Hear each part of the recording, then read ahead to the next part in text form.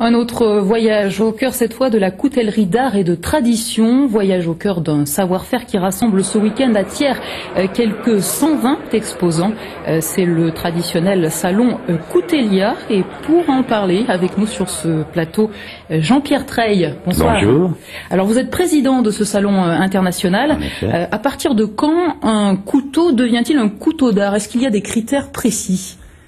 Oui, enfin disons que les couteaux traditionnels sont fabriqués en série, dans un concept mécanique, industriel. Alors que là, c'est fabriqué par des artisans d'art qui font toutes les pièces à la main, découpent tous les sous-éléments à la main, et à partir de là, après, ça vient de l'art par rapport aux gens qui s'y intéressent. Alors c'est la 21e édition de ce salon, 3000 visiteurs attendus, un succès qui ne se dément pas. Qu'est-ce qui vous permet de vous inscrire comme ça dans la durée? Écoutez, je crois que c'est les passionnés de la coutellerie. On a toujours une clientèle de gens avertis, d'aficionados de la coutellerie qui sont fidèles au rendez-vous, plus évidemment à côté de ça, de nouveaux visiteurs qui, par curiosité, viennent voir ce salon. Alors on voit des modèles, des images des modèles exposés. Une des particularités cette année, c'est aussi la place accordée aux matériaux de récupération, notamment avec le traditionnel concours de couteaux. 12 couteaux étaient en lice, certains intégraient des morceaux de canettes, d'autres des circuits imprimés ou même une queue de billard.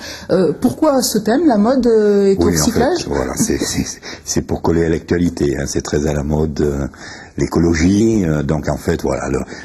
On doit trouver un thème au concours et cette année, on s'est branché sur les produits recyclés et donc l'idée c'était de faire des couteaux avec des produits qui sont absolument pas destinés à la coutellerie. On voit un couteau avec justement une cuillère là à l'instant. Tout à fait, oui, voilà. Là, c'est des canettes. C'est très original en fait. Des canettes de Coca-Cola, dans la photo d'avant, qui sont compressées et puis remontées après en plaquettes. Quelles sont les autres tendances cette année en matière de couteaux ferments, puisque c'est essentiellement de ça qu'il s'agit sur le salon?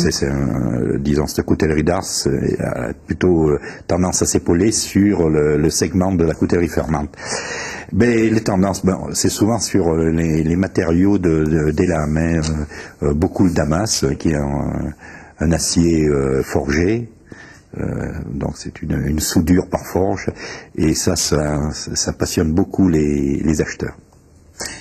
Alors j'en profite aussi pour signaler qu'il y a des animations, notamment ce soir une balade nocturne dans la vallée des usines qui est organisée par l'Office de tourisme. C'est une des nombreuses animations.